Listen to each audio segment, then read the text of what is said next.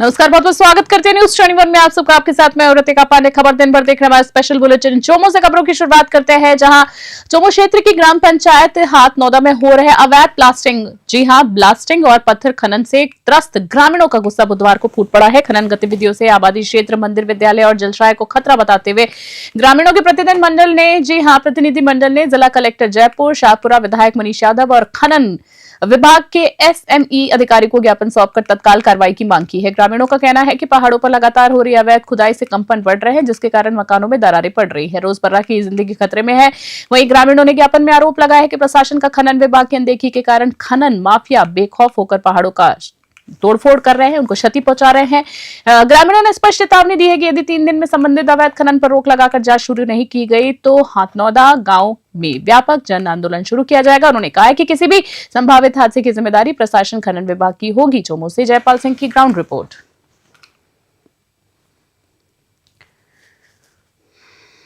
अगली खबर राजगढ़ से देख। राजगढ़ के लिए स्वीकृत केंद्रीय विद्यालय को उपखंड क्षेत्र में ही खोले जाने के संबंध में आज भाजपा नेता बनाराम मीणा और राजगढ़ आवाज मंच के सदस्यों की उपखंड कार्यालय में लंबी वार्ता हुई है। इस वार्ता के बाद केंद्रीय विद्यालय की स्थापना का रास्ता साफ हो गया। वही बता दें, वार्ता के दौरान मंच के मुकेश जैमन द्वारा बताई गई जी हां महल बाग कृषि उपज मंडी और वन विभाग की भूमियों पर विचार विमर्श किया गया है। वहीं एसडीएम सीमा मीणा ने प्रेमपुरा में उपायुक्त भूमि के बारे में जानकारी दी। उन्होंने बताया कि यह भूमि केंद्रीय विद्यालय के लिए हर प्रकार से उपयुक्त है। जी हां, हर प्रकार से उपयुक्त है। वहीं एसडीएम ने यह भी अवगत कराया है कि इस भूमि के लिए पूर्व में केंद्रीय विद्यालय की नोडल एजेंसी द्वारा एनओसी भी दी जा चुकी है। इसका प्रस्ताव तैयार है। वहीं इस पर भाजपा नेता बनाराम मीणा और राजगढ़ के नागरिक बंधुओं ने अपनी सहमति दी। राजगढ़ से अखिलेश वशिष्ठ की विशेष रिपोर्ट। राजगढ़ के लिए सन 2021 में केंद्रीय विद्यालय स्वीकृत किया गया था। उसको राजगढ़ में ही खोले जाने के लिए हम लोग कुछ दिन से प्रयास कर रहे थे। राजगढ़ आवाज़ मंच के माध्यम से राजगढ़ के आम जन सभी लोग इस प्रयास में जुटे हुए थे। इसी संबंध में भाजपा नेता मीणा जी के नेतृत्व में उपखंड अधिकारी महोदया सीमा मीणा के राजगढ़ के नागरिक बंधुओं की एक लंबी वार्ता चली है और उसमें राजगढ़ में बहुत सारी भूमियों के संबंध में चर्चा हुई। उपखंड अधिकारी महोदया ने एक प्रेमपुरा में एक ज़मीन के बारे में सभी लोगों को, उपस्थित लोगों को अवगत कराया कि उस ज़मीन के संबंध में केंद्रीय विद्यालय की नोडल एजेंसी के द्वारा भी अपनी अनामति दे दी गई थी और वो केंद्रीय विद्यालय खोले जाने के लिए सबसे उपयुक्त भूमि है। इस संबंध में उपस्थित सभी लोगों ने, भाजपा नेता बनाराम मीणा जी ने और राजगढ़ के सभी नागरिक बंधुओं ने अपनी सहमति दी और लगभग राजगढ़ से खबर देख रहे। लंबे समय से राजगढ़ में प्रस्तावित ट्रॉमा सेंटर का आज विधिवत शुभारंभ हो गया है। भाजपा नेता बनाराम मीणा, महंत प्रकाश दास, स्वामी बचिड़ा, सरपंच सीमा मीणा, साथ ही साथ पालिका अध्यक्ष सतीश दुहारिया और मंडल अध्यक्ष प्रकाश दीक्षित ने शुक्रवार को ट्रॉमा सेंटर में भूमि का पूजन निर्माण कार्य की शुरुआत की है। लगभग 2 करोड़ रुपए की लागत से बनने वाला यह ट्रॉमा सेंटर क्षेत्रवासियों के लिए स्वास्थ्य सेवाओं में बड़ी राहत लेकर आएगा। गौरतलब है कि ट्रॉमा सेंटर खोलने के लिए उपायुक्त स्थान को लेकर काफी समय के बीच विवाद चल रहा था। काफी समय से विवाद चल रहा था, वहीं बता दें, जिसे भाजपा नेता बनाराम मीणा ने सुलझाया है। विवाद निस्तारण के बाद ट्रॉमा सेंटर के लिए राजगढ़ सामुदायिक चिकित्सालय परिसर में ही उपायुक्त स्थान चिन्हित किया गया है।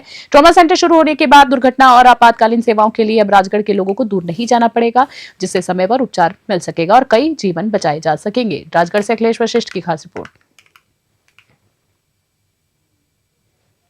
और अगली खबर देख रहे हैं, जहां विश्व दिव्यांग दिवस के अवसर पर आज राजसमंद में द्वारकेश अक्षम सेवा संस्था द्वारा संचालित जागृति उच्च माध्यमिक विशेष विद्यालय में एक विशेष कार्यक्रम आयोजित किया गया। इस दौरान जिला कलेक्टर अरुण कुमार हसीजा विशेष बच्चों के बीच पहुंचे हैं, उनके साथ समय बिताया और उन्हें प्रोत्साहित भी किया है। देख सकते हैं विजुअल में, जहां कलेक्टर हसीजा ने बच्चों द्वारा प्रस्तुत सांस्कृतिक प्रस्तुतियों को देखा और उनकी प्रतिभा से गदगद हो गए हैं। बता दें आपको, उन्होंने सभी विशेष बच्चों को प्रशस्ति पत्र और अध्ययन सामग्री देकर प्रोत्साहित किया है। जिला कलेक्टर ने इस दौरान विद्यालय की बारीकी से निरीक्षण किया। उन्होंने बच्चों की आवास, भोजन, सुरक्षा, स्वास्थ्य सहित अन्य सुरक्षा सहित व्यवस्थाओं पर संतोष जाहिर किया है। उन्होंने विद्यालय में स्मार्ट स्क्रीन के माध्यम से हो रहे अध्ययन की सराहना की है और इसका लाइव डेमो भी देखा है। राजसमंद से ब्यूरो रिपोर्ट। अलवर से अगली खबर देख रहे हैं। कृषि विभाग ने अलवर जिले के किसानों को आश्वस्त करते हुए बताया है कि जिले में वर्तमान में खाद की पर्याप्त मात्रा जो है वो उपलब्धता उसकी है।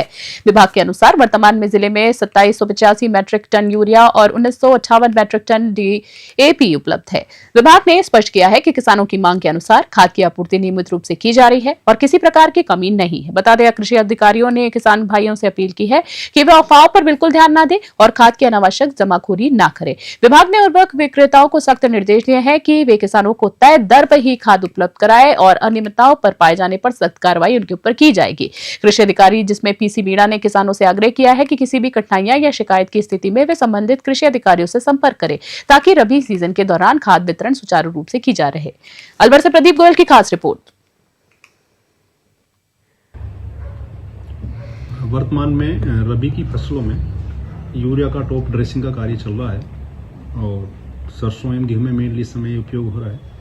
मेरा किसान भाइयों से ये अनुरोध रहेगा कि आप जब भी यूरिया खरीदने जाएं तो अपने साथ में आधार कार्ड और अपने ज़मीन का जो दस्तावेज है जमाबंदी साथ में लेकर जाएं। और दूसरा अनुरोध मेरा यह रहेगा किसान भाइयों से कि जितनी ज़रूरत है उतना ही यूरिया खरीदें।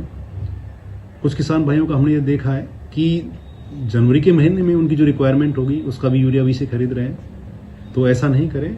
जितनी आवश्यकता आज वर्तमान में है उतना ही क्रय करें। और आज के परिप्रेक्ष्य में बात करते हैं तो वर्तमान में आज दिनांक को हमारे जिले में 2785 मैट्रिक टन यूरिया उपलब्ध है और शीघ्र ही NFL की एक रैक और लगने जा रही है जिसमें हमारे अलवर जिले को 1150 मैट्रिक टन मिलेगा। और जिले अगली खबर जयपुर से देख रहे हैं। बार एसोसिएशन जयपुर में अध्यक्ष पद के लिए चुनाव प्रचार अब जोरों पर है। जी हां, अध्यक्ष पद के उम्मीदवार रजनीश गौड़ ने एडवोकेट लगातार अधिवक्ताओं के बीच जाकर पहुंचकर अपना विजन स्पष्ट कर रहे हैं। देख सकते हैं विजुअल में रजनीश गौड़ का कहना है कि अगर उन्हें अधिवक्ताओं का समर्थन मिलता है, उनका कहना है, तो वो कोर्ट परिसर में वकीलों के सामने आ रही हर समस्या का प्राथमिकता के आधार पर समाधान करेंगे। एडवोकेट गुलिस्ता ने भी रजनीश गौड़ के समर्थन में अपील करते हुए कहा कि बार एसोसिएशन की मजबूती और अधिवक्ताओं की बेहतरी के लिए रजनीश गौड़ सही विकल्प हैं। उन्होंने सभी साथियों से अपना मत देने के निवेदन किया। जयपुर से शुमाइल सौदागर की खास रिपोर्ट। अगली खबर टोडा भीम से देख रहे हैं। टोडा भीम क्षेत्र के खचरास शेरपुर गांव में आज बीएसएफ के जवान राम बाबू सिंह पूरे सैनिक सम्मान के साथ अंतिम संस्कार उनका किया गया है। जवान का निधन इंदौर में ट्रेनिंग सेंटर के दौरान हृदय गति के रुकने की वजह से हुआ था। जी हाँ, हृदय गति रुक जाने की वजह से आपको बता दें ये जो मामला है सामने आया है। बीएसएफ जवान राम बाबू सिंह की पार्थिव देह जब उनके पैतृक गांव काचरा शेरपुर पहुंची तो पूरे गांव में शोक की लहर दौड़ गई। हजारों की संख्या में लोगों का जनसैलाब अपने वीर सपूत के अंतिम दर्शन के लिए उमड़ पड़ा। वहीं बीएसएफ के जवानों ने गार्ड ऑफ ऑनर देकर अपने साथी को अंतिम सलामी दी है। अंतिम संस्कार के दौरान पूरा गांव भारत माता की जय और देशभक्ति के नारों से गूंज उठा और नम आंखों से हजारों लोगों ने उन्हें विदाई दी। अंत्येष्टि में क्षेत्र के कई जनप्रतिनिधि अधिकारियों ने जवान को पुष्प चक्र अर्पित कर श्रद्धांजलि दी। इनमें विधायक घनश्याम महर, एसडीएम अमन चौधरी, डिप्टी मुरारी लाल मीणा, तहसीलदार श्रीराम मीणा, नायब तहसीलदार मुकुट बिहारी गुर्जर और बालघाट थाना प्रभारी महेश मीणा सहित कई लोग मौजूद रहे। टोडा भीम से भगवान जांगीर की स्पेशल रिपोर्ट। अगली खबर देख रहे हैं। डीडवाना में सीकर जाने वाले हाईवे पर दारपुरा और मेरियात में गांव के बीच आज एक बड़ा हादसा होने से टल गया है। खबर एक बार फिर से बता दी, डीडवाना से सीकर जाने वाले हाईवे पर दिनदारपुरा और मोरियावट गांव के बीच आज एक बड़ा हादसा होने से टल गया। दिनदारपुरा से डीडवाना की ओर जा रही कार अचानक से नीलगाय से टकरा गई। हादसे के वक्त कार में आपको बता दें सुजासन निवासी नवाब खां, उनकी पत्नी रुखसाना बानो और उनके बच्चे सवार थे। नीलगाय की तेज टक्कर के बावजूद कार चालक नवाब खां पूरी सूझबूझ से उन्होंने कार पर नियंत्रण किया और एक बड़ा हादसा होने से उन्होंने बचा लिया। गनीमत रही कि कार सवार सभी लोग पूरी तरह से सुरक्षित रहे और किसी को भी कोई चोटें नहीं आई है। रोचड़ी से टक्कर के कारण कार आगे से क्षतिग्रस्त हो गई। घटना के बाद मौके पर ग्रामीणों ने क्षतिग्रस्त कार को तुरंत हाईवे से हटाकर सड़क को साफ कराया है, जिससे यातायात सुचारू हो गया। डीडवाना से गुलाम नबी आजाद की रिपोर्ट। समादेष्टा गृह रक्षा प्रशिक्षण केंद्र पर 63वें गृह रक्षा स्थापना दिवस पर भीलवाड़ा के 6 दिवसीय पखवाड़ा कार्यक्रम का आयोजन किया गया। इन 3 दिनों में दौरान कर्मचारी और स्वयंसेवकों ने उत्साह के साथ विभिन्न प्रतियोगिताओं में भाग लिया। आयोजित मुख्य प्रतियोगिताओं में जी हाँ प्रतियोगिताएं थी बौद्धिक, रचनात्मक, वाद विवाद, सुलेख राइटिंग, वहीं खेलकूद में रस्साकसी, क्रिकेट, गोला फेंक, भाला फेंक, 100 मीटर दौड़ और कैरम जैसे आयोजन भी साथ में किए गए। वृक्षारोपण भी किया गया। वही बता दें कार्यक्रम को सफल बनाने में कई कार्यालय के अधिकारी, आरक्षी और स्वयंसेवक भी मौजूद रहे। उपस्थित प्रमुख सदस्यों में मुख्य आरक्षी शांतिलाल, लेखा अधिकारी गजेंद्र कुमावत, वरिष्ठ सहायक नरेंद्र सिंह मीणा, श्री सुभाष चौधरी, मंजीत गमांडर, त्रिलोक प्रजापत, मुख्य आरक्षी राजमल, शशिकांत बोध सिंह पारुक, साथ ही साथ रमेश चंद्र, राकेश विशार, हरलेश कुमार शामिल रहे। स्वयंसेवकों में छोटू लाल, लक्ष्मी हीना आदि ने भी सक्रिय भागीदारी निभाई। भीलवाड़ा से ब्यूरो रिपोर्ट। बानसूर से खबर देख रहे हैं अगली बुलेटिन में। बानसूर कस्बे पे 26 नवंबर को हुई फायरिंग की सनसनीखेज वारदात में बानसूर पुलिस से एक और बड़ी सफलता मिली है। पुलिस को बता दें आपको, पुलिस ने इस मामले में 2 मुख्य आरोपियों को गिरफ्तार भी कर लिया है। 26 नवंबर को बदमाशों ने थार गाड़ी में सवार होकर पहले बाइक को टक्कर मारी थी और उसके बाद दूसरे पक्ष पर फायरिंग भी की थी। पुलिस ने इस पूरे मामले में मुख्य आरोपी विनोद पोसवाल और उसके सहयोगी विक्रम गुर्जर को दबोच लिया है। पुलिस ने आमजन में विश्वास और अपराधियों में भय का संदेश देने के लिए दोनों आरोपियों को बानसूर कस्बे के बीच जुलूस उनका निकाला और इस दौरान पुलिस का स्लोगन आमजन में विश्वास, जी हां, अपराधियों में भय गूंजता रहा। इस घटना में शामिल कई अन्य बदमाशों को पुलिस पहले ही गिरफ्तार कर चुकी है। इस कार्रवाई के दौरान डीएसपी मेघा गोयल, थानाधिकारी राजेश यादव सहित भारी पुलिस जाब्ता मौजूद रहा। आरोपियों को देखने के लिए कस्बे में भारी भीड़ देखी गई है। बानसूर से सतीश शर्मा की रिपोर्ट। अभी बानसूर थाना क्षेत्र में हरसोरा रोड पर कुछ दिन पहले फायरिंग की और गाड़ी से टक्कर मारने की, 2 गुटों के बीच में जान से मारने के प्रयास की घटना हुई थी। अभी इसमें हमारे पास आज दोपहर में सूचना आई कि विक्रम कटारिया और विनोद पोसवाल दोनों महिलाओं के वेशभूषा में पहाड़ी में मुंडली के पास छुपे हुए हैं। उस पर थानाधिकारी बानसूर राजेश जी और उनके साथ पूरी टीम वहां पर गई, इन लोगों को डिटेन किया और दोनों लोगों को हमने गिरफ्तार कर लिया है। आगे जैसे भी जानकारी होगी आपसे साझा कीजिए। भांडारेज से खबर देख रहे हैं। कस्बे में मुख्य बाजार में मंगलवार को नगर पालिका द्वारा नाली की सफाई के नाम पर दुकानदारों द्वारा लगाई गई पेटियों को हटाया गया, जिसके बाद नगर पालिका के स्वास्थ्य निरीक्षक पर मनमानी और भेदभाव करने का आरोप लगाते हुए व्यापारियों ने जमकर प्रदर्शन किया है। प्रभुदयाल परोत और बाबूलाल चौधरी सहित अन्य दुकानदारों ने आरोप लगाया है कि स्वास्थ्य निरीक्षक मुकेश कुमार सैनी ने भेदभाव के साथ कार्रवाई की है। दुकानदारों ने स्वास्थ्य निरीक्षक पर हमेशा बिना सूचना के सफाई व्यवस्था का हवाला देकर भेदभावपूर्ण कार्रवाई करने के आरोप लगाए हैं। व्यापारियों ने मौके पर स्वास्थ्य निरीक्षक के खिलाफ नारेबाजी की। विरोध स्वरूप दुकानदारों ने नगर पालिका के कचरे से भरी ट्रैक्टर ट्रॉली को बाजार में एक तरफ रोक दिया है। बता दें आपको, दुकानदारों ने विरोध को देखते हुए स्वास्थ्य निरीक्षक मौका पाकर वहां से चले गए और सफाई कर्मियों द्वारा सफाई कर्मियों द्वारा सफाई कार्य को बंद कर दिया गया है। दुकानदारों ने यह भी आरोप लगाया है कि स्वास्थ्य निरीक्षक उन्हें बार बार राजनीतिक धमकी देकर परेशान करते हैं और उनका कार्यालय भी नगर पालिका से 2 किलोमीटर दूर बना रखा है। दौसा से अश्विनी जांगीड़ की ग्राउंड पर रिपोर्ट देख रहे हैं आप।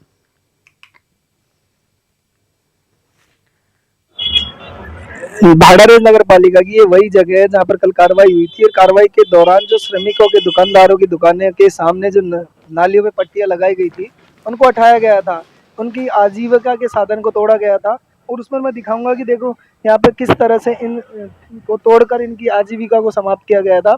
और इन दुकानदारों से बात करवाते हैं कि क्या व्यवस्थाएं रही थी, कल क्या मामला था और ये आकर आपके इसको तोड़ा गया।